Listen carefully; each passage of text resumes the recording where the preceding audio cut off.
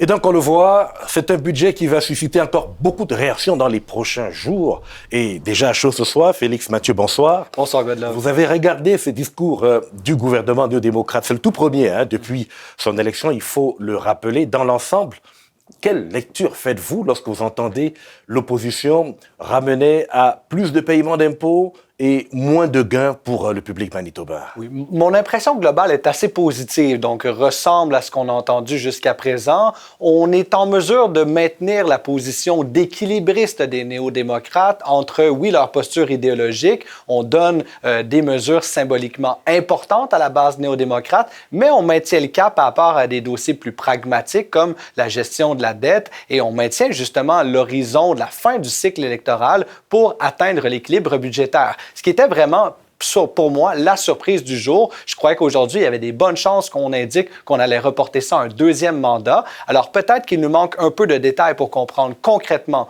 comment on va y arriver, mais quand même, ici, c'est la nouvelle de la journée. Mais en attendant, on voit quand même qu'il y a cette petite rupture entre les deux gouvernements, progressistes conservateurs et néo-démocrates, d'autre part, parce que désormais, on va vers des personnes à faible revenu, contrairement au gouvernement précédent qui s'intéressait à la classe moyenne. Tout à fait. Je reprends votre confrère. Oui, tout à fait. En fait, le Parti progressiste conservateur nous a habitués à des mesures fiscales davantage standardisées, ce qui faisait en sorte qu'on applique la même règle à peu près pour tout le monde. Les plus fortunés en ressortaient vainqueurs, en ressortaient avec davantage ici. Du côté du NPD, ce qu'on fait, c'est qu'on va mettre des mesures ciblées qui vont être davantage pertinentes pour les moins fortunés, pour les amener à atteindre la classe moyenne inférieure. Et donc, on est en droite ligne avec l'idéologie néo-démocrate, avec les promesses qu'on avait formulées par ailleurs en campagne électorale.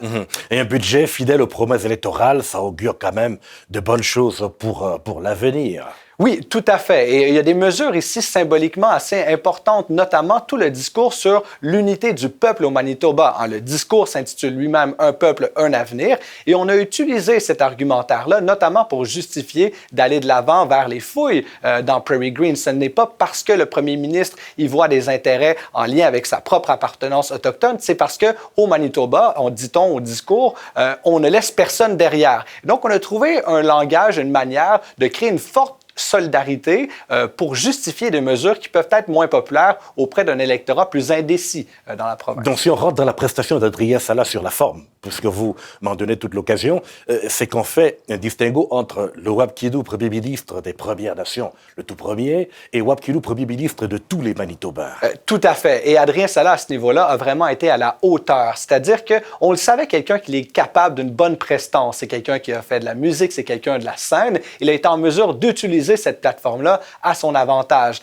Par exemple, en invitant quelqu'un dans l'assistance, une certaine Stacy, je crois, en personnifiant le débat, en rendant les mesures plus humaines, en disant « voici comment ça va venir en aide à telle personne ». Et c'est là, selon moi, une modalité très importante pour que, au-delà des chiffres, au-delà des technicalités, on en vienne à proposer des mesures qui vont convaincre les gens qu'on avance dans une certaine direction, finalement. Dernière question, on note tout de même qu'il y a un déficit budgétaire assez considérable, même s'il est en deçà des prévisions de 2 milliards de dollars, là, on va frôler quand même les 800 millions. Oui, c'est très important et c'est un déficit qui est conséquent avec les mesures qu'on propose, c'est-à-dire qu'on ne peut pas investir en santé, en éducation, lutte contre la pauvreté, les sans-abri, tout en promettant finalement un congé sur la taxe sur l'essence et d'autres réductions de taxes qu'on a hérité des précédents gouvernements. C'est là finalement une certaine résultante de l'échiquier fiscal et politique dans lequel on se trouve.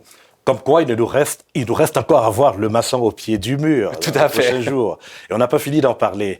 Félix Mathieu, merci beaucoup. Au plaisir.